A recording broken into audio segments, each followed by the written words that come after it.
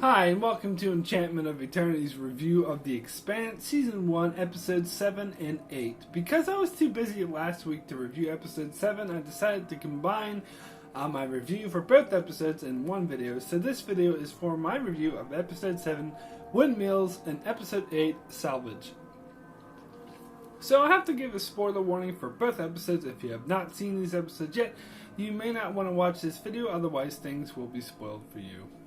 So first, let's start with Episode 7, Windmills. So in this episode, Miller is moping about, being all depressed, which, while this was the necessary next step in the storyline, it wasn't all that interesting to see on screen. However, when I look at Miller's storyline as a whole, it's quite interesting, as he's basically just a no-good, dirty cop who doesn't really care about anyone. And he gets assigned this case to find a missing girl, essentially because they assume he wouldn't be able to get anywhere, or if he did, he could easily be bought. But he turned out to be actually quite good at his job, and he ended up getting actually really invested in solving this case and finding the missing girl. So because of that, those who were pulling the strings ruined his life, and now we see him where he's at his lowest.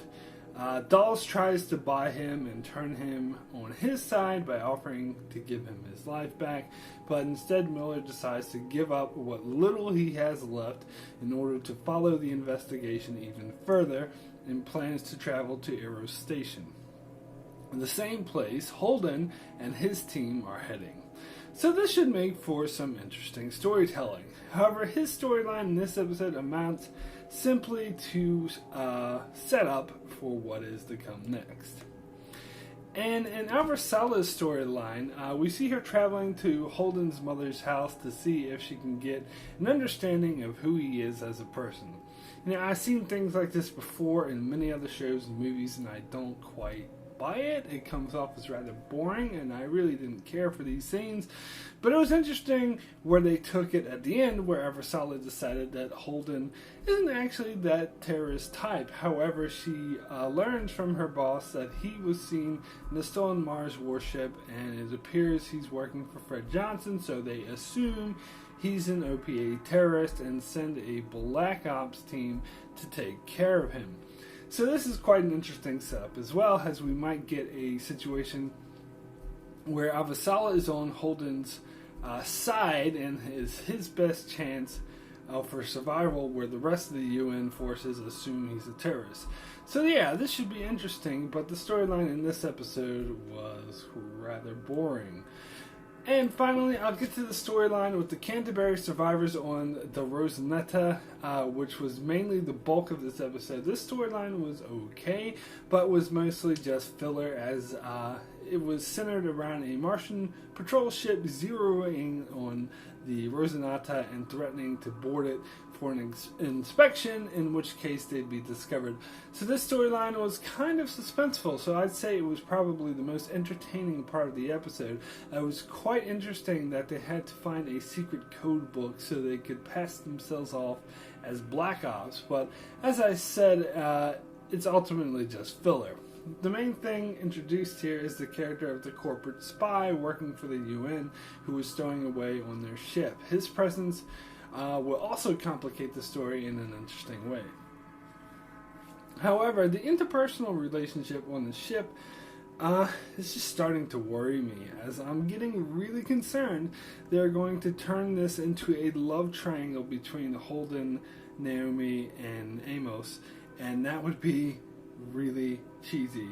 I really hope they don't do that. Also, I thought the whole thing about Holden refusing to kill anyone to the point where he pulled a gun on Amos to stop him from killing people to be really cliched and ridiculous. Ultimately, he felt like a fake TV trope and not a realistic character. That being said, I did like how when Holden pulled a gun on Amos, he was just like, go right ahead, and didn't back down in the least, because typically that's not what would happen in a situation like this on a TV show. So I liked how they subverted expectations, but I'm ultimately kind of weary about the growing conflict between these two, but we'll see where they go with this. So my rating for Windmills is a 5 average. this episode didn't suck, but it was mostly just setup, mostly just filler. The Miller stuff was interesting, but just setup. The Avasarala scenes were boring and cliched, but have an interesting implication going forward. And the Rosanata storyline was tense and suspenseful, but ultimately just filler, with some character interactions I just did not buy, making this ultimately a pretty forgettable episode. So next is episode 8, Salvage. And I'm afraid I might get something wrong here. If I do, just correct me in the comments below. To be honest, things are getting really complicated. So in this episode, Miller travels to Arrow Station. The Rosanata investigates a derelict ship, and we get a few brief scenes with Avasarala on Earth and Fred Johnson on Tycho Station.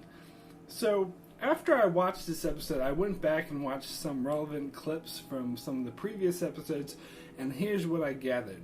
That Julie Mao was sent on a reconnaissance mission by the OPA on a ship called the Scopuli to investigate abnormal readings that may have indicated some new technology in use, and came across the stealth ship who destroyed the Scopuli, or at least killed its crew, save her, who they took hostage. The ship was then powered down and vented out because something dangerous was on board, and the escape pod was launched. They later find Julie Mao dead in her hotel room in Arrow Station. So I went back and watched the very first scene of the first episode that showed Julie Mao. Now, when I first watched this scene, I had no context for anything, so I had no clue what was going on, and frankly, I don't remember it very well. Now, seeing it again is actually much different than I remembered. But the one thing I know for sure, that it did take place on the same ship that we saw in this episode, as they show some of the same things we saw in this episode, such as the floating body, the airlock with blood, etc., etc. So that scene that starts with Julie Mao starts with her being locked in the room for what appears to be a really long time. She eventually breaks out and finds the ship that she's on abandoned and full of bloody bodies, much in the same way it was in this episode. But when she goes to the weird device thingy, the organism, or whatever the hell it was alive and kicking, and she saw it devouring a body, and that was the end of that scene. So what I'm assuming is that she powered down the ship in order to render the organism inert and left on an escape pod going to Eros, the nearest outpost. But there she died, probably from what she contracted on that ship. So the question now is, are the Canterbury survivors safe because they went on the same ship and encountered the same organism, but they were wearing suits and they went through decontamination procedures? So the question is, was that enough? I guess we'll find out. Also, if Julie did die from contracting something, are those who discovered her body in danger of contracting it too? That's another good question. But also, another thing I should mention is Phoebe. The Phoebe station, which is another big piece in the puzzle, as it was destroyed in a mysterious way, but through his investigations, Miller discovered they were testing a powerful biogenic weapon there, and one of the OPA tried to steal it, and that mission went awry and a lot of people died. And this episode, the stealth ship's record shows it came from Phoebe Station, so it's obviously connected somehow. And this ship is called the Anubis, which I remember Miller mentioning in his investigations, but I can't remember exactly what the context was for that. In fact, he was looking for it when he arrived at Arrow Station, so it must be the ship he deduced that Julie Mao would be on. So there are still lots of pieces of the puzzle that are still missing. For example, in this episode, Alex and Holden seem to assume that the Anubis was the ship that attacked them earlier and blew up the Canterbury and the Dollinger, which is possible, I suppose, if the first scene of the series was shown out of chronological order, which is possible. But if we're meant to believe it was shown in chronological order, then that ship was already disabled and killing its crew before the Canterbury was destroyed. And if I remember correctly, it was more than one ship that attacked the Dollinger. So we still don't know who the hell these people are with the stealth ships and what they want. My guess is they aren't with Earth, because we see the top brass like Aversala, and they've got no clue what's going on. And it's also not with Mars, because those ships blew up the Dollinger. And it's not with the OPA, because the OPA sent Julie Mao and some scouts to investigate who the hell these people were, and they took her prisoner and killed the rest of the crew. So it must belong to some unknown third party, who we might, or fourth party in this case, who we might learn more about later. So, getting back to the episode itself, let's just say I loved it. It was really intense, had me on the edge of my seat the whole time. It looks like the pieces are finally starting to fall together. So the Canterbury survivors finally come across Miller, who has some connection with the man who runs the police or security or whatever the hell it is on Arrow Station, which gives him an advantage. And I'm going to assume those people in the hotel lobby who tried to kill the Canterbury survivors were the Black Ops team that the UN sent to kill Holden, and that the spy, the corporate spy guy, was in communication with them and told them where they were. By the way, that scene was really intense. It was great how Amos picked up on the fact that something was about to go down, while Holden was just completely oblivious to it.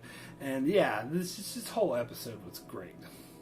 And then there was a brief scene with Fred Johnson where he had the information on the ships that attacked the Dollinger, and he was shown something that blew his mind, something we're still not sure what it is. Maybe I just missed something and someone will point out to me in the comments, but at the moment I have no idea what it is.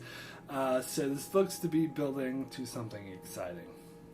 So my rating for Salvage is a 9 excellent.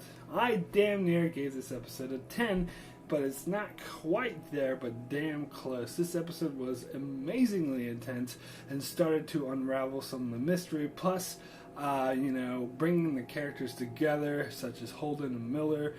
So I'm reminded now of why I love this show so much in the first place, and I'm really excited for what's to come. So that's it for my review of episodes 7 and 8 of The Expanse. Be sure to check back here next week as I review episode 9, and be sure to check out my channel for many other weekly reviews on shows like The X-Files, Better Call Saul, and Vikings, and many videos on shows like Game of Thrones and Star Trek. And make sure you subscribe so you can keep up with all that. And thanks a lot for watching.